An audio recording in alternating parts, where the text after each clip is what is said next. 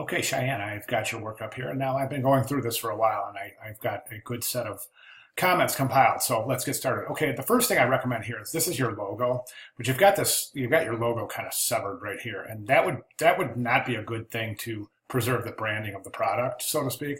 So I would not recommend dissecting your logo or otherwise altering your logo in any way, shape, or form throughout the presentation. Your logo is your logo, so stick with it. Okay, table of contents. I notice here you've got your table of contents in a box, and you've also got your type for table of contents in a box. Now, as I go through the presentation, I see that you're using that over and over, and you're placing a lot of things in boxes. And you don't really want to do that. And the reason you don't want to do that is because you want your type to have an open relationship with the page, as opposed to boxing it up and kind of setting it off aside. I call it putting it in jail.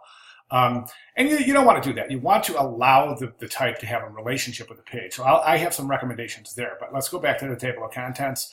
You've got your table of contents centered, which I don't recommend doing because it's creates a symmetrical white negative space around the table of contents, and that's not always the most interesting thing.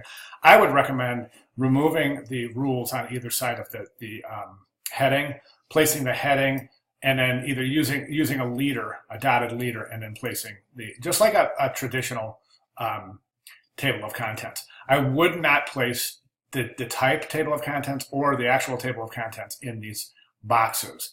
Okay, next page, why Budapest? The one thing I notice about this page is that, as you can see, I've got this line here as a guide. And I have that there for a reason, and I'll get into that in 1 second. But one thing I notice on this page is your type block here is inconsistent with the rest of the size of your type blocks throughout the presentation. It seems like the width of the type, your type blocks are consistent throughout, with the exception of this. So I would definitely try to arrange that accordingly so that it's consistent throughout the presentation. The first page, I think I think the entire presentation up to your phase 3 is really, really image heavy. And one of the issues I see with this is, let's start with this page here. You're using images on the background for all of your phase 1 work. And I don't think it's working. I think it adds a really heavy feel, a very weighty feel to the pages. They're not airy and welcoming and open because they don't have a relationship with the white of the page, the negative space of the page, the white space, so to speak. And I think that's really something that you want to work on, instead of just plastering the image all over the whole page like that. And I don't mean plastering like that like it's a negative term. I mean literally pasting the image on the entire page. I would use the page and use the grid in order to develop an interesting relationship between the type, the headline, and the image, as well as the background page.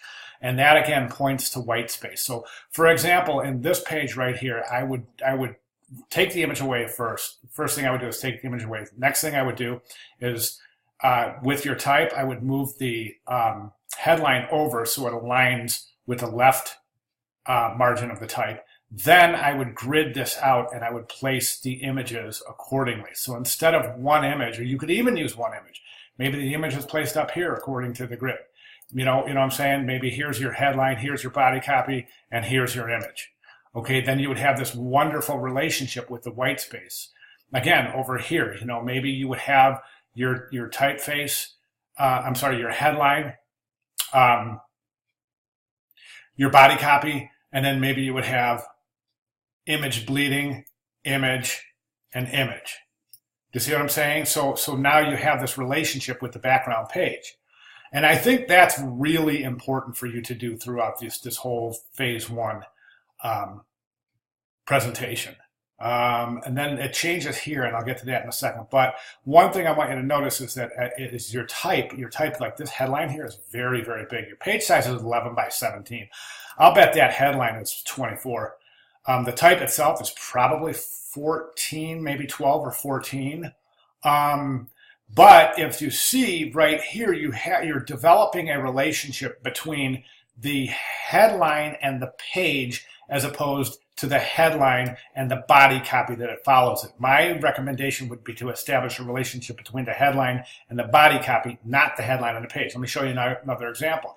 Here you've got the city, which is more associated with the page and less associated with the body copy. So what I would do is recompose that. You know, like I said, maybe you'd have an image here bleeding off the page. Maybe you'd have an image there. Maybe you'd have a 2-column image. However that fits into your grid, then what I would do is I would take the headline and I would fit it right above the type so that there's a relationship between the headline and the type, and then a relationship between that group and the page.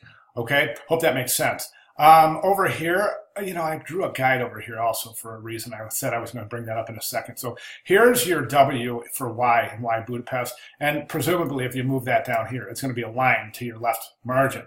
Over here, though, if I draw a guide here, you can see that it's not aligned to your left margin. It's pushed over to the left a little bit. And then over here, it's aligned to the right margin. So again, in this page, I would establish a relationship with the negative space, couple of images, or even this image at a smaller size, and then a headline in alignment with the left margin. Okay, same thing here. As you can see, you draw a guide. That's out of alignment right there. And then same thing with this page. It's really super image heavy, really heavy feel to these pages.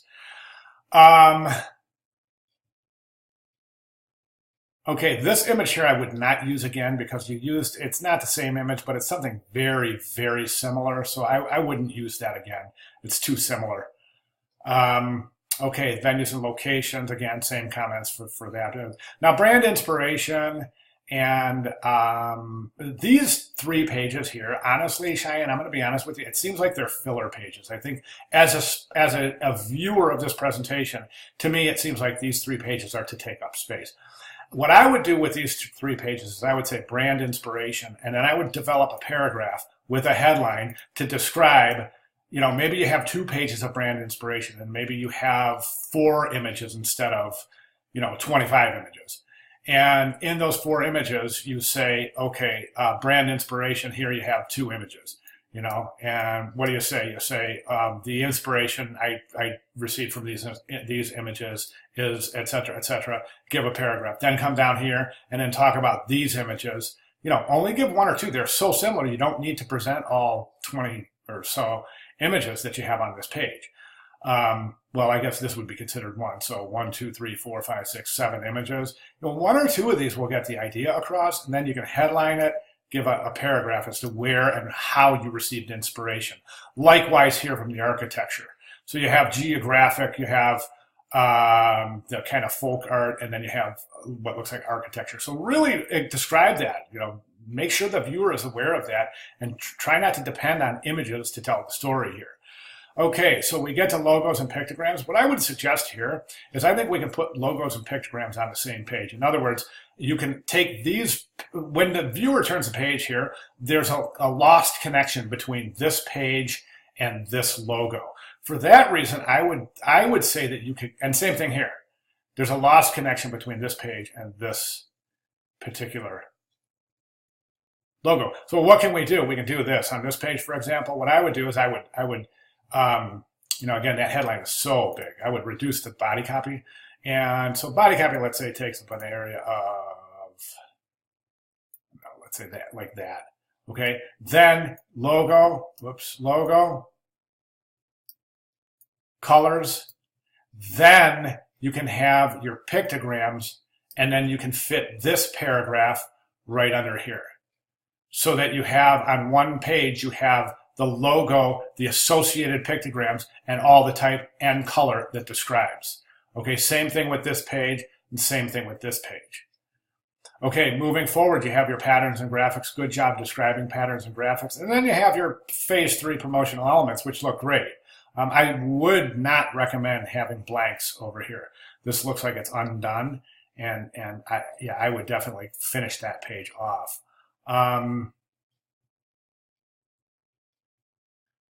Websites and app, and then you have a couple of placement shots, and then I wouldn't mind seeing a couple more of these kind of live settings showing the graphics in the sporting events themselves. Okay, I'm going to stop with the merchandise, And I'd like to see a few more phase 3 elements. I think it would be very interesting. These shots, like stuff like this is fantastic. I mean, that page is absolutely gorgeous. There's no question about it. So is this. But I'd like to see more placement shots. You know, those shots where you have the graphics on the side of the arenas and you know, and the inside, and the flags and the ski poles and the uniforms and, you know, brochures and all sorts of different stuff. So, okay, and then finally, don't forget your credits page. That is an absolute must. Okay, I realize now I'm way over 10 minutes, and I did not want to do that. You probably fell asleep 6 minutes ago. So, sorry about that. So anyways, those would be my recommendations moving forward. If you have any questions or if I need to clarify anything, I'll be more than glad to do so. Just let me know. All right, thanks, Cheyenne.